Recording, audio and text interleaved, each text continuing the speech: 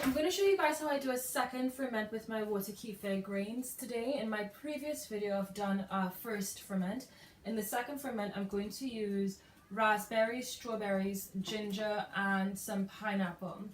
The benefits of using water kefir, which is a probiotic food, are numerous. For me, my top reasons are the fact that it detoxifies the body, which allows for weight loss. It balances the blood sugar. It increases nutrient uptake. It provides a balance in the gut, in the intestines with the good and the bad bacteria, which is really important for immunity levels.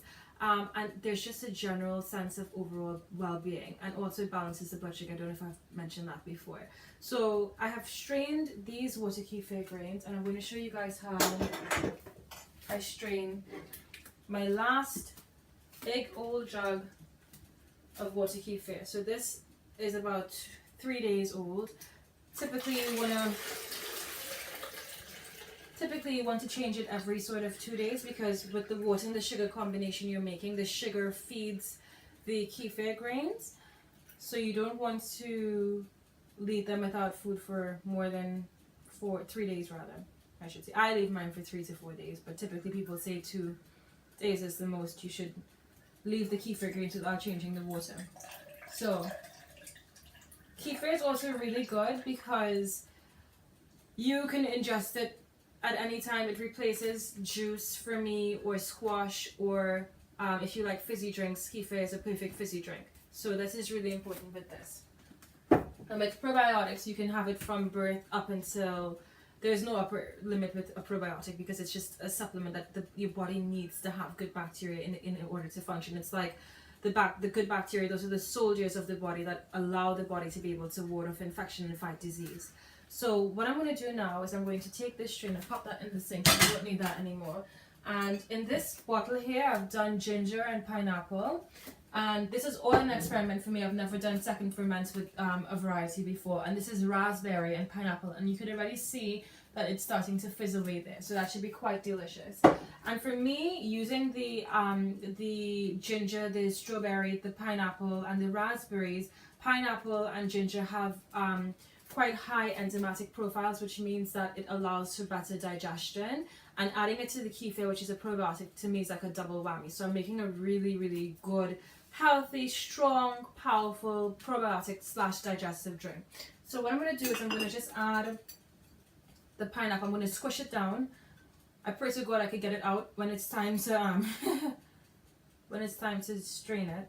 So I'm just going to pop that in. Move that over. And I'm going to leave this to ferment for a week. And when I leave it to ferment for a week, I think that it gets quite fizzy. My grains are a bit old. I don't think I need to replace them, but I find that if I leave it a bit longer, I get a fizzier drink. Now this is a very squishy raspberry. Now, as I've said before, this is an experiment for me. I've not done a second ferment using this much of a variety before. Alright, I don't want to overdo it, so I think that's a nice amount there. And then all I'm going to do is add the water kefir into the bottle, and I'm going to fill it up to the top. And the choice of bottle is also quite important, because if you use a bottle that screws in quite tightly, it allows for the fermentation to become an anaerobic process, which means there's no oxygen. And for me, using this type of a bottle, I get quite a fizzy end result, which is what I love about water kefir. So you screw the, self-explanatory, you screw the bottle on there, and you can see the fruits are beginning to rush to the top. And when this ferments, right, you can shake the bottle and you'll be able to see if it becomes fizzy, and you'll know that it's ready. Although typically it should be technically ready now. But when you're opening this, you want to put the kitchen towel over the top and make sure you're holding it tight, because sometimes it's quite an explosive reaction you would get from the kefir when it's ready and fizzy. And with the pressure that's being released from the bottle, I always worry about it popping into my face and into my eyes, so I always cover it. And then if it fizzes everywhere, at least I've secured that.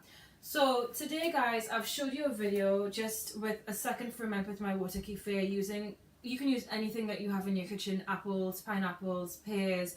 Experiment with it. Make sure you've washed it and cleaned your produce before you put it into the bottle, and enjoy the process of trying new foods that are good for your body, that your body's going to love and benefit from, that your family can benefit from as well.